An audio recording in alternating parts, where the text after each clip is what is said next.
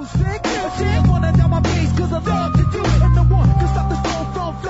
right, my friends, welcome back to the show. Anti-war radio on Chaos 92.7, 95.9 FM in Austin, Texas. Streaming live worldwide, KAOS959.com. And our first guest today is Daniel Levy. He's the director of the Middle East Policy Initiative and a senior fellow at the New America Foundation.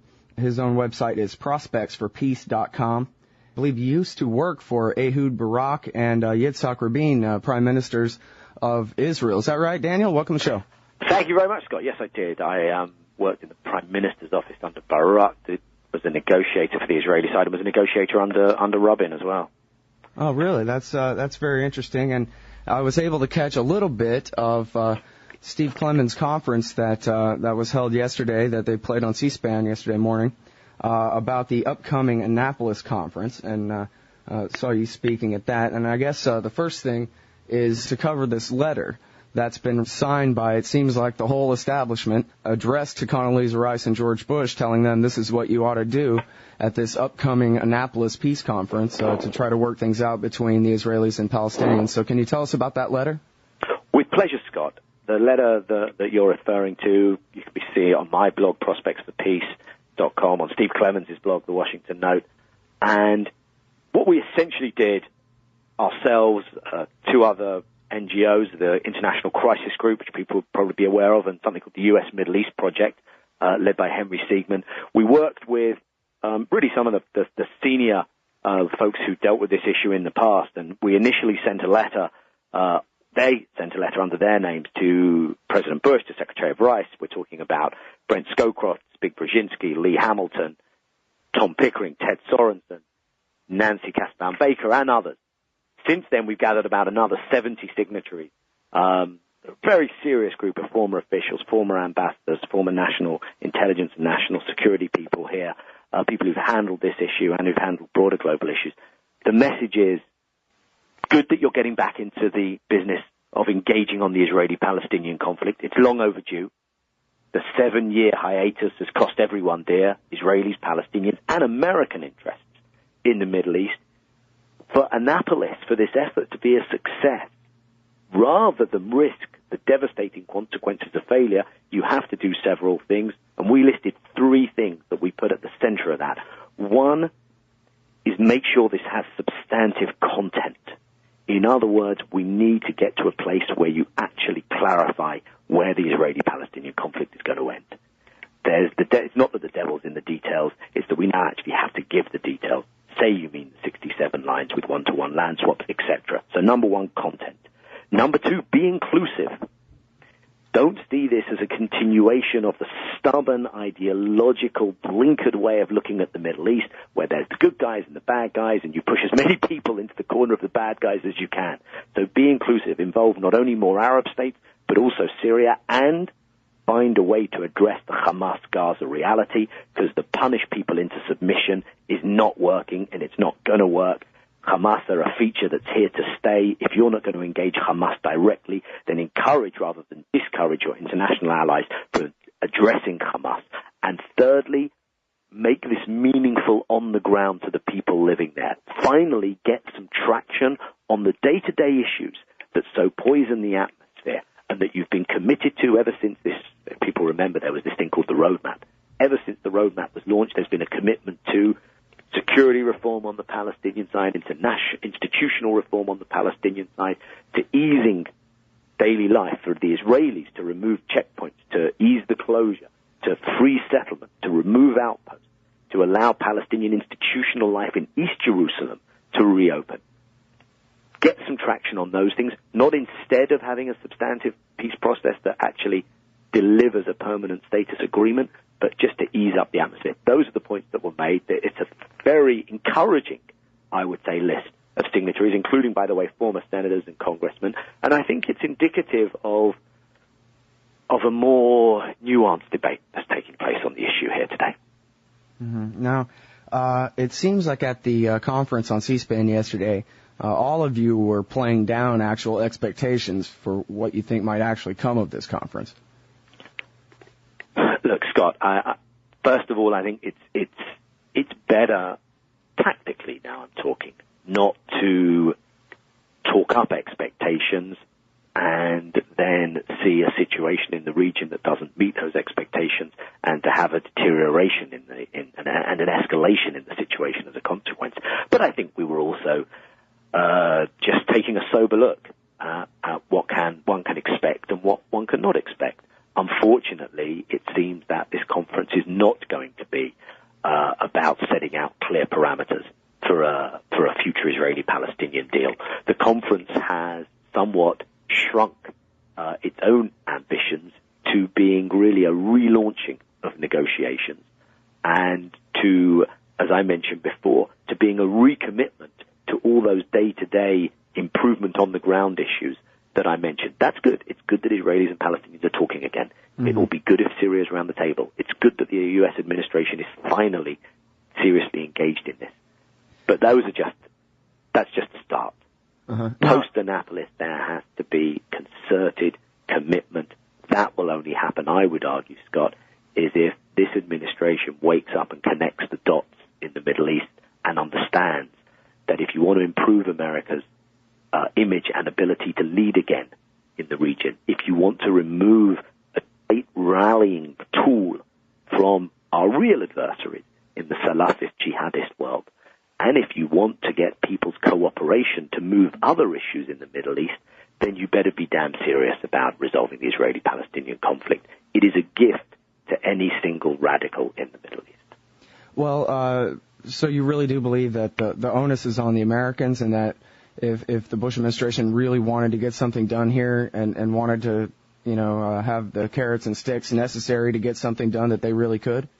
I don't want to come across to people as saying, hey, Israelis, we've got no responsibilities. You Arabs, you've got no responsibilities. It's all up to America. I'm not saying that.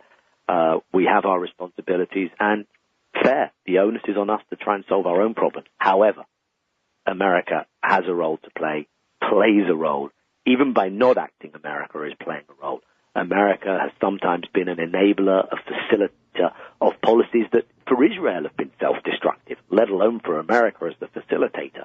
So I'm saying that right now, bilaterally, just between the two parties, it's difficult for us to move. America has a responsibility. And mostly I'm saying, listen, it's your own national self-interest. If you want to continue to be blamed, often justifiably, and to be called hypocrites, often justifiably, for the way you are mismanaging this conflict, then understand that that has consequences for American interests and American national security. So no, it's not just your responsibility. It's the responsibility of us, of the actors in the region, but there's an American role here, and not playing that role, I think, has devastating consequences, I would say. Mm-hmm. Now, is the basis for these negotiations still the so-called roadmap for peace, or is that already scrapped? I really wish I could tell you it was scrapped, and without boring people with the very particular vocabulary that develops around any conflict. There was a roadmap launched 4 years ago by something called the Quartet, not only the Americans, the EU, the Russians, and the UN. It outlined a 2-year framework for getting from here to a comprehensive peace agreement in the Middle East, and it outlined a series of steps that the parties would take. And it said that the Quartet, the international community, would monitor this. Those steps weren't taken. The international community didn't do the monitoring. We've missed the deadline. I think it would probably be better at this stage just to say the roadmap didn't work. What you need to do is solve the hard political issues, because you're not going to have security, you're not going to have economic improvement, you're not going to deal with the settlement issues until you define what the border between Israel and the Palestinians is going to be. Unfortunately, Annapolis, in part at least, has become an exercise in reviving the roadmap. Mm-hmm. If what we see after Annapolis is that there's a real effort to try and at least ameliorate the situation, make the situation easier, don't allow it to deteriorate on the ground on all the issues that I've been mentioning. But rather than seeing that as an end in itself, because confidence building under conditions of occupation ain't going to be sustainable over time, but if that's not an end in itself, but this is designed as an oxygen tank to feed the serious negotiating process between Israelis and Palestinians, if the roadmap is just a way of helping in a short term to get to a final agreement, that's not a terrible thing. But if we go back to the sequential, incrementalist logic of the roadmap, I fear we're doomed. Speaking of the very concrete things that must be addressed, it seems like, to just skip ahead to the most important one, the fate of the West Bank. I once heard a right-wing nationalist on the radio say very plainly, look, Israel is never giving up the West Bank because it's the high ground, period. And that was where the war was launched from last time, and it's, topographically speaking, militarily, strategically speaking, it's the high ground, and they're never going to give it up, and that's good, of course, was the point of view of the host doing the declaiming, but it sounded like he made a pretty good case. What do you say to that? He's absolutely right. One problem, he wasn't doing that interview in the 16th, 17th, 18th, or 19th centuries. To talk in those terms in 2007 really is an insult to what has gone on in military development over these years. Yes, you'll always have some military people, and especially some non-experts, who will say we have to capture the next hill. We always have to have the high ground. I'll give you something from the Israeli experience. In 1967, Israel scored a stunning military victory before we had the West Bank and before we had the Golan Heights. I mean, let's talk about high ground. The Golan Heights is the real high ground, which is, of course, the area, the Syrian area that Israel now occupies. Mm-hmm. In 1973, when Israel started from a position of territorial superiority, Israel suffered a very serious hit, and being on the Golan Heights didn't help. It's an absolute nonsense. I can tell you that I've been in negotiations. I've worked with, we did this Model Geneva initiative, which if anyone hasn't heard of it, is well worth looking up. It really presents a detailed model of what an Israeli-Palestinian agreement can look like, and it was negotiated by very serious former and sometimes current officials on both sides, people who had been through the negotiating process at Camp David and Tabor, etc. People who I worked with in that included the former Israeli chief of staff, the former deputy head of the Mossad, the former head of Israel's internal security services, former commanders, regional commanders, the former head of the central command, which includes the West Bank. So they know a little bit about this high ground, okay? Mm-hmm. And they were the ones who said, this is a security liability for us to maintain the settlements. If you remove the casus belli, Israel is in a much better security situation. Let's have a border, an agreed border, an internationally recognized border from which Israel could defend itself. Now, yes, there are people who are going to say, oh, Israel can't do this, Israel can't do that. Thank you very much from the comfort of America for telling me that Israel will always be in war and not at peace with its neighbors. That guarantees no future whatsoever for Israel. So, yes, we can stay on the West Bank because it's nice and hilly, but then we won't have peace. And I would argue that Israel, unfortunately, will not be sustainable in the long term under those circumstances. Mm-hmm. Now, when it comes to American intervention, hands-off or hands-on, pushing this way or pushing that way, it's funny. I think just in the last year we've seen news reports that say that the Israeli government was thinking about some strikes on Syria that America talked them out of, and, of course, eventually, I guess, gave the green light for the one on September 6th. But at the same time, I think I remember last spring the Israeli government, the Olmert government, was trying to shake hands and make a peace deal with the Syrians, and the Bush administration said, no, you're forbidden from doing that. So I just wonder, what is the true nature of the conflict between Syria and Israel, and is it just a fight over the Golan Heights, and is America just in the way of peace breaking out there? This administration has at times taken a remarkable, almost but not quite unprecedented position.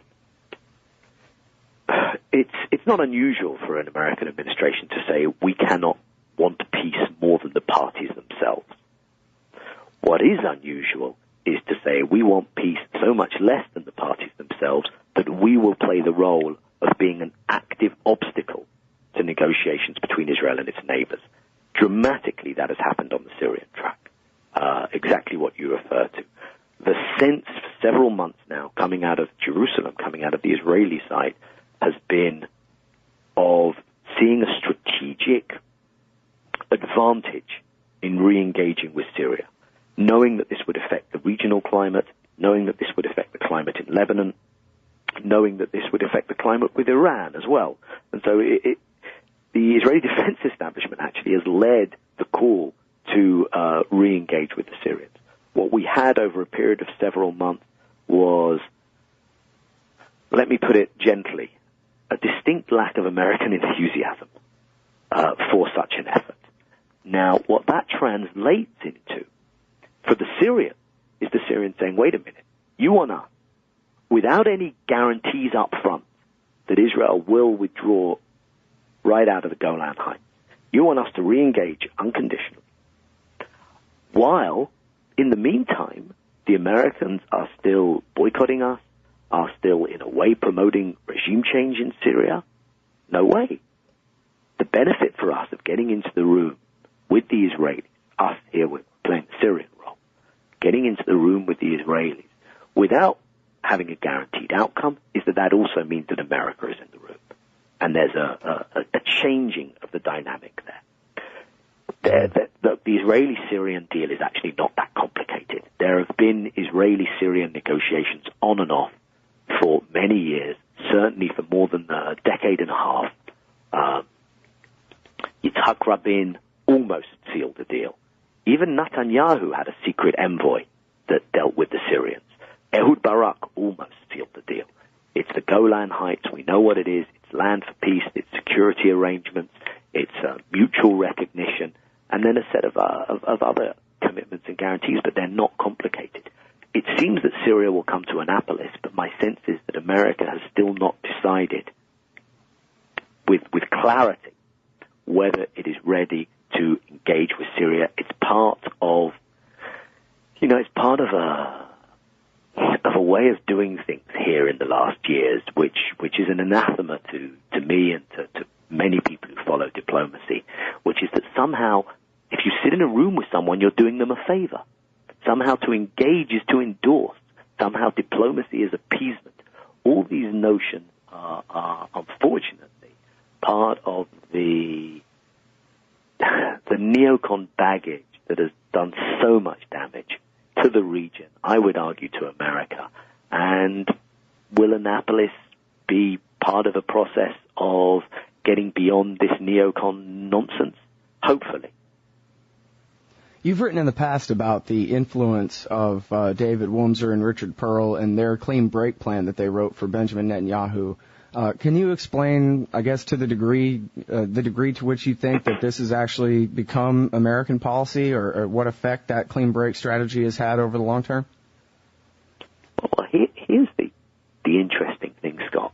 In the paper you refer to, the 1996 paper that was written for the then incoming Israeli Prime Minister Netanyahu, as you said, and it was written by several of the people who were associated with the neocon movement, with the Project for a New American Century. And their argument was, you have to end this peace process with the Palestinians, and you have to create a transformationalist agenda in the region that will eventually be more conducive to Israel gaining peace and security on its own terms. It talked about toppling the Saddam Hussein regime in Iraq. It talked about removing the Syrian regime, about ending the Oslo process, etc. In comes the right-wing Israeli prime minister, and this is way too radical for him. Netanyahu doesn't try and topple Saddam Hussein. Netanyahu talks to the Syrians, doesn't try and topple that regime. True, Netanyahu, in effect, although not declaratively, but in effect, helps to try and kill the Oslo process.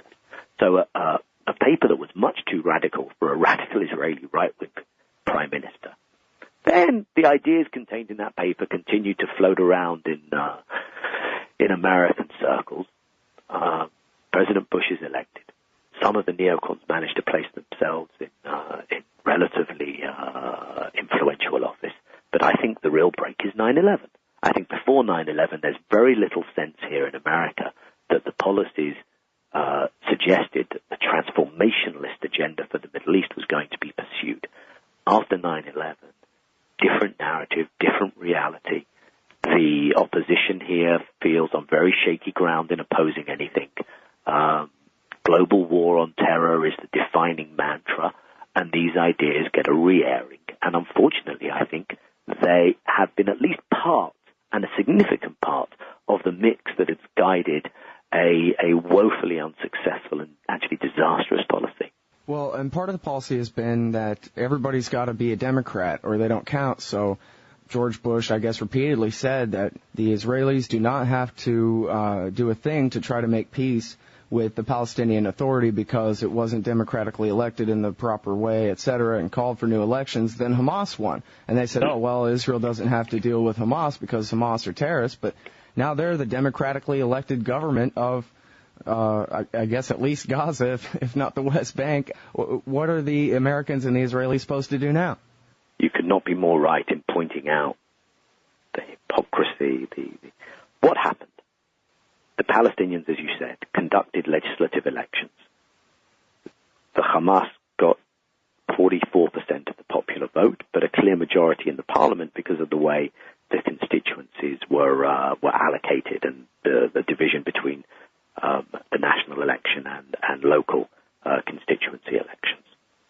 Rather than saying, okay, you're an Islamist movement who we believe is still committed to a platform that includes violence against civilians and that we're not willing to deal with. But you've made the decision. You made the decision as what we consider to be violent Islamists to participate in an election. You've won an election. Now you have to decide. Do you want to run a government or do you want to run a militia? It didn't have to mean immediate direct engagement, but what it should have meant is that Hamas was given the responsibility to govern, and the process that was taking place inside Hamas of coming to terms with participation and even management of the political process. That process inside Hamas should have been allowed to move forward. Not Americans, but perhaps other international actors, Europeans, South Africans, Norway, they should have all been encouraged to work their links with Hamas, to not cut off all the financial taps. Basically, rather than Hamas having to make the decision was made for them, because the bar was set at a place that was intentionally impossible for Hamas to meet. The three conditions that were set on Hamas were not serious. It wasn't. The message should have been, Scott, Hamas, you know what? We disagree with you on 1, 2, 3, 4, 5, 6, 7, 8 things. But for us to be able to in any way work with your government, we have one ask. Ceasefire.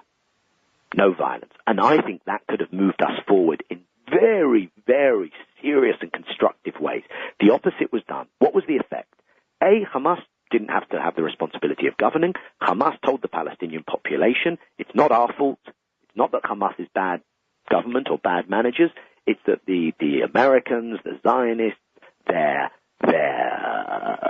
allies in the region, the puppet regimes as they call them in the region, they are all strangling you because they don't like the democratic choice that you made. That was one thing that happened.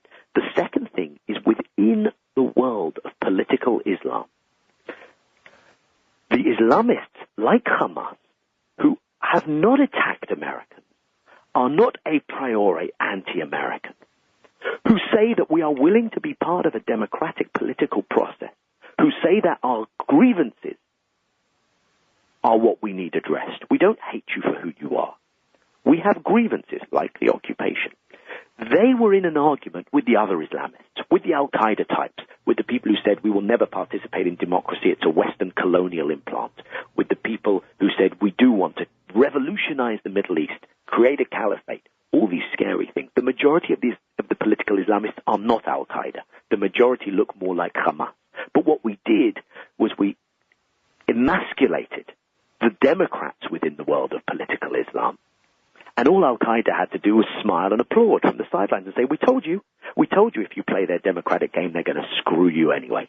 So that was the second thing that happened, and that was devastating. It strengthened the radicals within Hamas, which, was surely not the intention, and it set us on the road to the reality today of a divided Palestinian polity, a situation in which it's somehow legitimate to impose a siege on the 1.4 million Palestinians in Gaza, I have huge problems with Hamas. I'm an Israeli. I've lived through Hamas violence. By the way, I've lived through Fatah violence and violence from other Palestinian factions. But the point is, when we were in Gaza, we couldn't defeat them. There's not going to be a military solution. Sure, there are security steps that you can take, but this needs a political solution. The whole Hamas issue needs a political solution. By bringing them into the political game, we were on the right track, and now we dramatically segued onto the wrong track, and we're all paying the consequences. Well, throughout this interview, you keep bringing up land for peace and grievances that seem to be, in your estimation, related to actual events here on Earth and space and time and that sort of thing. But, Dana Perino, the White House spokesman, was just making it clear, I think yesterday, that the president understands the root cause of the problem here, and that obviously is Islamic extremism, not occupation. Well, I feel very uncomfortable saying this, but I think what that means is that your president really, after all these years, still does not understand the Middle East. And the effect of that is you will continue to pursue policies that I believe deeply damage American interest and American security. They destabilize the Middle East. It's just not the case. Yes, there are Islamic extremists out there, but if you look at the world and you see in the Middle East and in the Muslim world an undifferentiated sea of green hostility, then you're in trouble. If you look at that green and you begin to see the different shades, and you understand that there are people you can work with, the majority of the people you can work with, there's a minority that has it in for you and that may not be movable on this issue. But they're a small minority. Rather than shrink them down to their natural, manageable dimensions, you continuously conflate and bloat them up into much greater dimensions by all this Islamo-fascist, it's all about Islamic extremists. Nonsense. You need to be engaging with more actors in the Middle East, in the Islamic world. The majority of Islamists have grievances that are soluble.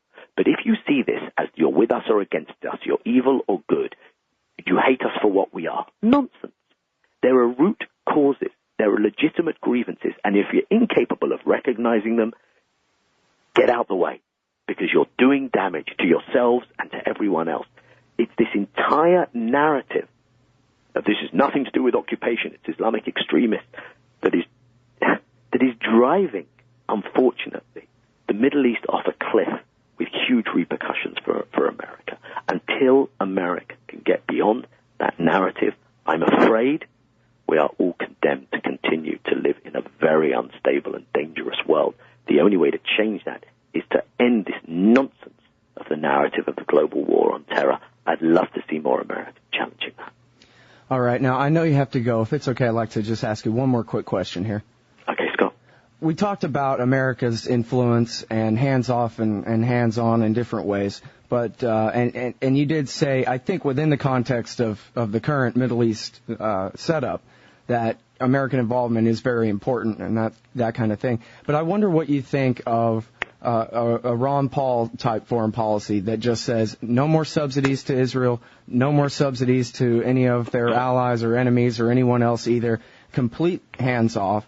Do you think that Israel would be in a better position to make peace and or defend itself if necessary if America would just stop intervening altogether? Let me say this, Scott. First of all, I totally understand, given what everyone has experienced for the last years, where that is coming from. I think it's an understandable counter-reaction.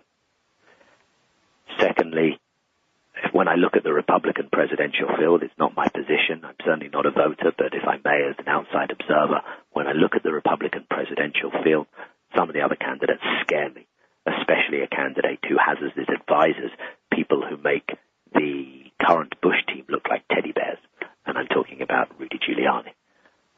So I can understand the appeal of the Ron Paul candidacy, especially when compared to the alternatives. I personally think that it is the wrong corrective to the policies that have been pursued in the last years. I think the right corrective is to remain engaged with the world. I don't think America has a huge pullback option, I have to say. I think it's to remain engaged with the world, but engaged constructively, engaged with the real world that exists out there, not the world that exists in the minds of American fantasists, many of whom sit at the American Enterprise Institute. It's to engage with the real world. It's to speak to people, not to be scared of diplomacy, to deploy the tools of diplomacy, including aid and assistance, in ways that are going to build stability, build American interest, build alliances, to work multilaterally. The misunderstanding here of the nature of the relationship with Israel is that America is or should pull back from having a relationship with Israel or be an honest broker. The beauty of the relationship, as it's currently constructed, in theory at least, is that America can use the fact that it's not an honest broker in order to drive home a bargain that everyone now understands needs to happen, and that is in the American interest, and that ultimately is in the Israeli interest, and that a majority of Israelis understand that. I would argue that rather than pulling back, if a new administration here said, hey, things have gone a little bit ugly in the Middle East, we need to change direction, we need to do several things. I would argue that trying to negotiate a grand bargain with Iran is also not a bad idea.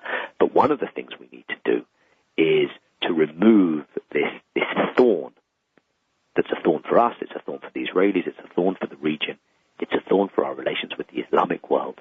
That is the unresolved Israeli-Arab conflict. It can be done. We know what the contours of an agreement are. We know what they are on the Palestinian track. We know what they are on the Syrian track. Once the Syrian track is done, the Lebanese track becomes easy. We already have a Saudi initiative that says that if you make comprehensive peace, then all the Arab world will normalize relations with Israel. So we know what to do. It's a question of, do we summon the political will to do it and then the political skill to implement it? That, I would argue, is the way forward. It's to walk the parties through to the place that you know they need to get to. And I would argue that if there's an American leadership, Israel will come along. Left to their own devices, I'm not sure today whether the Israeli leadership is in a position, even if they want to, where they can get there on their own. And therefore that casts a shadow on the region. That's what I think would be the antidote to the disastrous policies of the last few years. I can understand Americans saying, we want out. I don't think that that's going to be the long-term, responsible, stabilizing, improving of American security way to go about things. I do think it's to show American leadership in a way that has been so lacking the last 7 years, but not just the last 7 years. All right, everybody. Daniel Levy, he was a negotiator for Ehud Barak and Yitzhak Rabin's governments in Israel. He's director of the Middle East Policy Initiative and a senior fellow at the New America Foundation. His website is prospectsforpeace.com. Thanks so much for your time today, Daniel. Pleasure, Scott. Take care. Have a good holiday, everyone. You too.